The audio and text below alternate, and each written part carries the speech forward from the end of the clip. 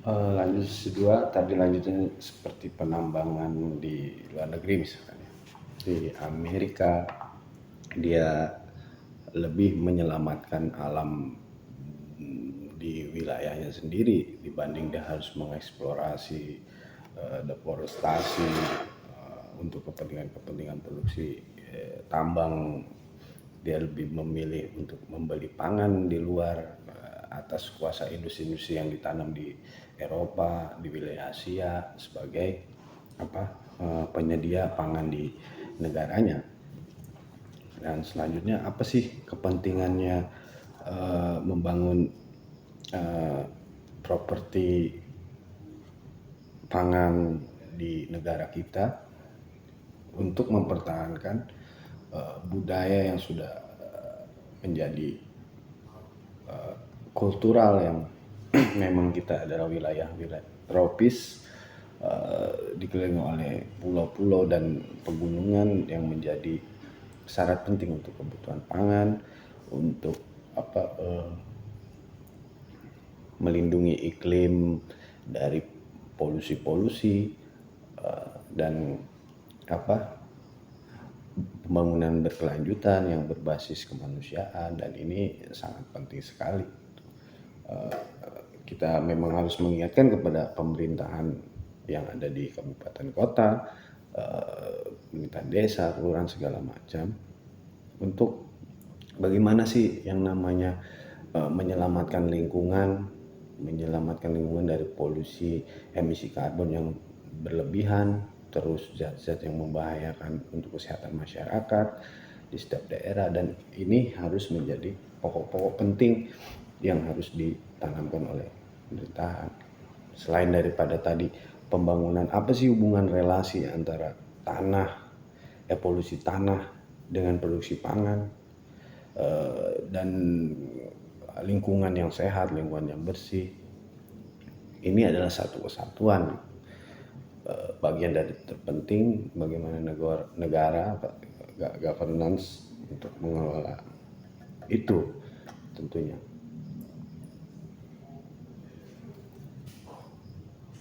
Selanjutnya adalah produk kebijakan di suatu daerah yang harus mengutamakan pemanfaatan ruang-ruang tanah produktif menjadi tanah ekonomis misalkan. Tapi tidak merugikan masyarakat setempat gitu.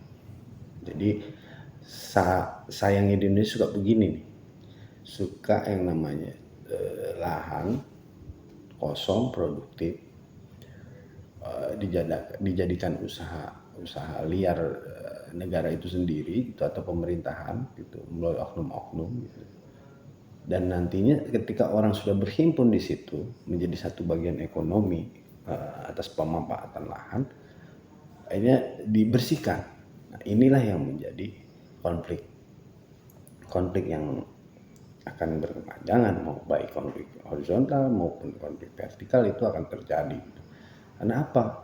Karena dari awalnya sudah melakukan maladministrasi gitu. Ini yang harus diingatkan kepada pemerintahan gitu.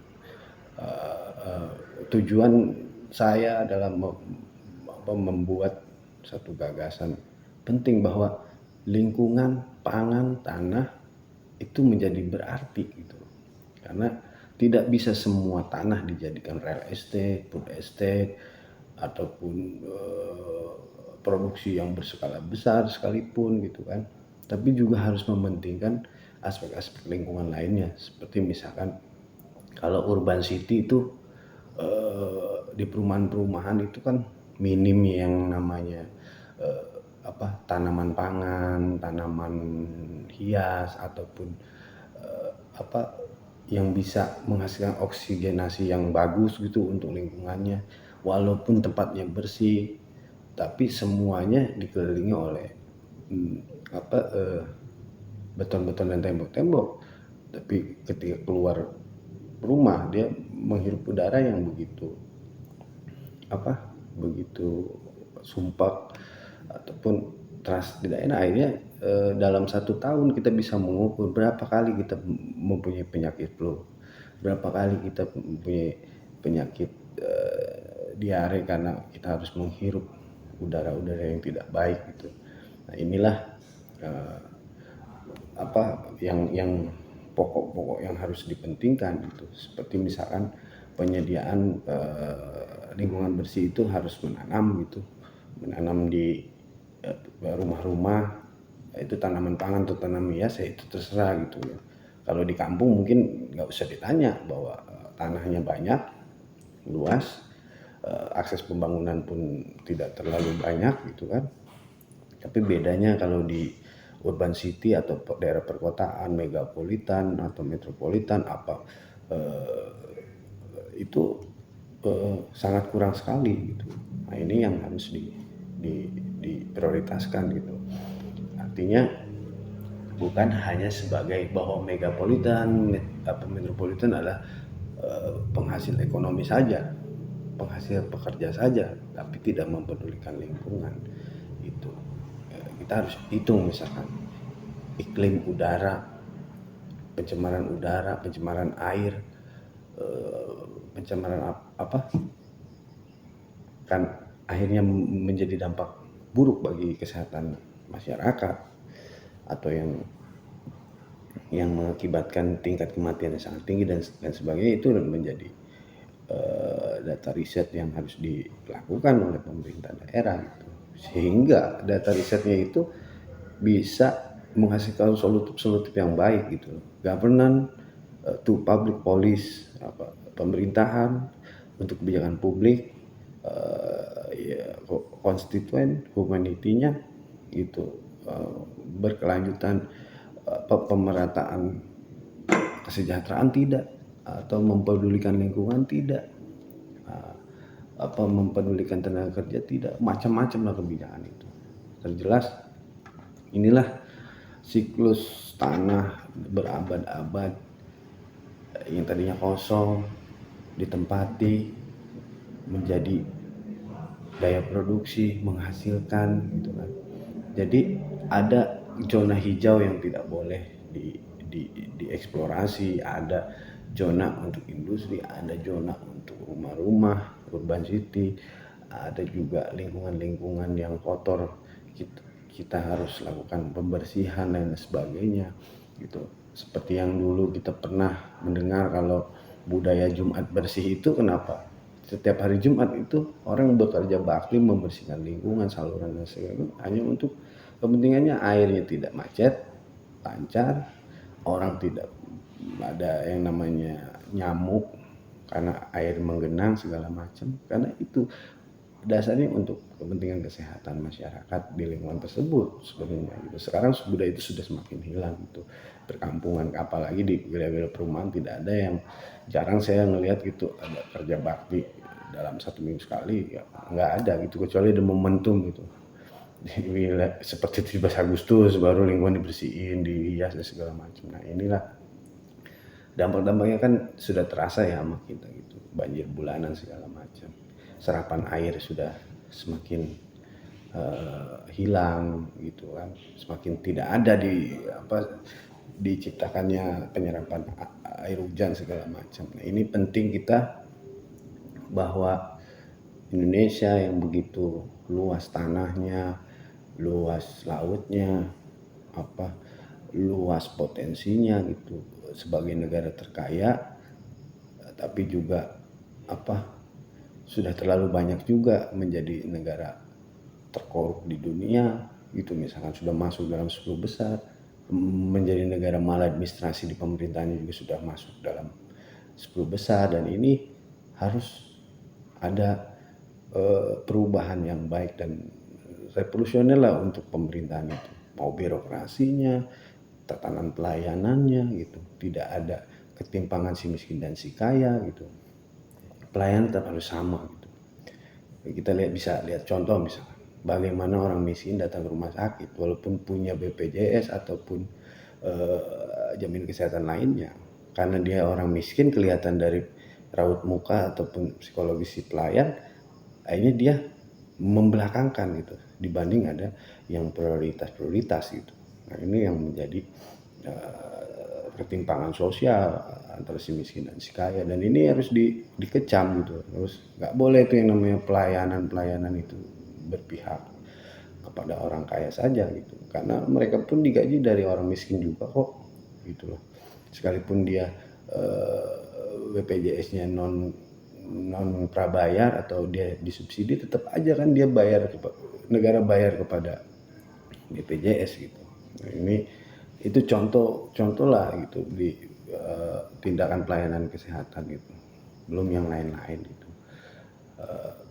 Terus kita harus mengingatkan kepada bahwa apa yang menjadi pokok-pokok pangan, pokok-pokok tanah produktif itu menjadi satu bagian penting selain daripada dibukanya lapangan pekerjaan antara swasta, negara, dan masyarakat yang membutuhkan pekerjaan. Dan ini harus benar-benar konsisten bahwa governance maupun government dia harus membangun relasi hubungan kerja yang baik gitu. Nggak bisa yang namanya si negara menindas rakyat, nggak bisa. Nggak bisa yang namanya si pengusaha menindas rakyat, nggak bisa juga. Karena rakyatlah yang dibutuhkan untuk menjadi tenaga produktivitas untuk si pengusaha, untuk si negara, sebagai apa? Sebagai tulang punggungnya. Lembaga itu adalah rakyat. Lembaga militer digaji oleh rakyat. Lembaga polisi digaji oleh rakyat. Pemerintahan digaji oleh rakyat. Pengusaha hasil produksinya oleh rakyat. Pajak pembelian oleh rakyat. Jadi semua itu dari rakyat. Nah, apa keuntungannya untuk rakyat? Nah, disinilah peran pemerintahan, baik kabupaten dan kota, membangun pemerataan itu bukan hanya sekedar siklus ekonomi saja gitu. Pangan terpenting, ekonomi, lapangan pekerjaan, tapi juga lingkungan hidup gitu. Bagaimana saluran tersier, sekunder, dan lain sebagainya dipentingkan gitu. Terus memeriksa polusi untuk kesehatan rakyat juga harus diperiksa gitu, didata mana perkampungan, mana perumahan yang harus yang selalu banjir, yang selalu kekeringan air, yang tidak bisa menyerap air hujan. Nah, ini penting gitu. Disitulah peran daripada fungsi Pemda dan OPD-OPD-nya lah itu, dan termasuk DPRD-nya gitu. Ya, ini harus menjadi tanggung jawab bersama. Kalau tidak, apa yang sudah menjadi tanah leluhur yang sudah tercipta, semesta yang sudah menciptakan bahwa tanah Indonesia tanah terkaya di dunia mungkin masuk dalam kerangka itu, yang menjadi satu sumber kehidupan bagi makhluknya, ya tinggal fungsi dari kebijakan public policy-nya itu yang harus keberpihakan terhadap masyarakat sekitar gitu, hingga terjadi more structural governance of production itu berkesinambungan antara masyarakat, pemerintah, dan swasta itu mampu bekerja sama gitu. Jadi jangan sekali-kali kita menspesialkan bahwa orang yang tidak bekerja harus kita subsidi terus, itu juga salah gitu. Justru bagaimana orang miskin juga harus bisa bekerja gitu, dengan melalui, ya kan suka ada tuh pelatihan ya kan, tapi sayangnya udah dilatih nggak didistribusiin, inilah yang menjadi masalah lagi. Nah, itu hanya menghabiskan uang SPJ saja gitu loh. Nah, ini yang salah. Udah ngelatih rakyat untuk yang miskin untuk bekerja, oh udah bisa nih, terus ketika beres pelatihan nggak ada pekerjaannya, ya balik lagi ke rumah, tidur lagi, istirahat lagi, ya kan, serabutan lagi. Nah, inilah yang menjadi ketimpangan per kapita gitu. Nah, ini isu lingkungan, relasi evolusi tanah menjadi produksi pangan, penyedia berkelanjutan, itu sebenarnya sangat penting gitu. Orang kalau sudah valid, apa yang akan dilakukan? Dia pangan yang utamanya. Negara pun sama. Inflasi ekonomi, apa yang diselamatkan? Pangan. Karena rakyat tidak boleh mati, kelaparan segala macam. Militer, apa? Pangan. Kepolisian, pangan juga yang dipentingkan. Selain daripada persenjataan, gitu. Jadi semua itu dasarnya dari pangan. Pangan, mengelola lingkungan hidup, menata alam yang baik, gitu kan, mengurangi zat-zat yang sangat berbahaya, itu kan menjadi satu bagian gitu. Bahwa hidup sehat, rakyat bekerja, rakyat sejahtera, kebutuhan pokok sandang pangan papannya juga tercapai gitu, atau dipunyai gitu. Nah, itulah kebahagiaan daripada masyarakat dan cita-citanya. Kepentingan saya khususnya menjelaskan ini, atau NGO manapun pasti akan peduli terhadap pangan, lingkungan, air utamanya ya kan, penyediaan air gitu kan. Jangan sampai ada ketimpangan bahwa satu kampung tidak ada air bersihnya gitu kan. Contoh misalkan di masyarakat nelayan pesisir di Kabupaten Bekasi, air bersihnya dia harus beli gitu. Beli mah kemana? Ke Cilincing, beli bergentong-gentong, itu per hari dia harus mengeluarkan uang 15.000, dikalikan kalau dua gentong saja untuk kebutuhan 2 hari berarti sudah 30.000 gitu, dikalikan sebulan berarti kan kalian sudah bisa menghitung gitu. Nah ini yang tadinya kita itu tanah yang subur makmur tapi air susah. Nah, ini akibat apa? Berarti kan akibat daripada pengelolaan tata kelola ruang dan kebijakan yang implementasinya kurang maksimal gitu ya. Mungkin dia maksimal tapi kurang gitu. Jadi kurang maksimal gitu ya. Yang namanya kurang ya kan, orang susah air bersih ya udah gagal secara struktural menurut saya. Akhirnya berdampak otomatis itu. Nah itulah kepentingan bagaimana menjaga lingkungan, menjaga agraria. Agraria itu kan bukan berarti tanah saja. Lingkungan hidup di kita juga ada agrarianya. Bangunan juga yang tanam di tanah, di lautan maupun angkasa juga termasuk agraria yang harus kita selamatkan. Ya mungkin itu aja ya, kenapa harus kita bicara mungkin agak kesana kesini yang pada akhirnya juga kita mengingatkan pemerintah agar bahwa pembangunan human right, pembangunan yang berkesinambungan, pembangunan yang berkemanusiaan itu harus didahulukan gitu, aspek-aspek kebijakannya dibanding kepentingan pribadinya gitu, untuk investasi itu juga kan kurang baik gitulah. Ini yang harus dipentingkan kepada para petinggi negara, petinggi pemerintahan daerah, baik kota maupun kabupaten, harus menjaga kultural, menjaga budaya, menjaga iklim, menjaga kegotong royongan, pembangunan berkelanjutan, menjaga lingkungan, menjaga kesehatan rakyat, dan memberikan terobosan-terobosan baru untuk menjaga kelestarian lingkungan hidup gitu ya. Itu ya intinya. Teman-teman, terima kasih atas diskusinya hari ini di sesi 2. Mohon maaf apabila ada kesalahan baik secara teori maupun secara pemikiran.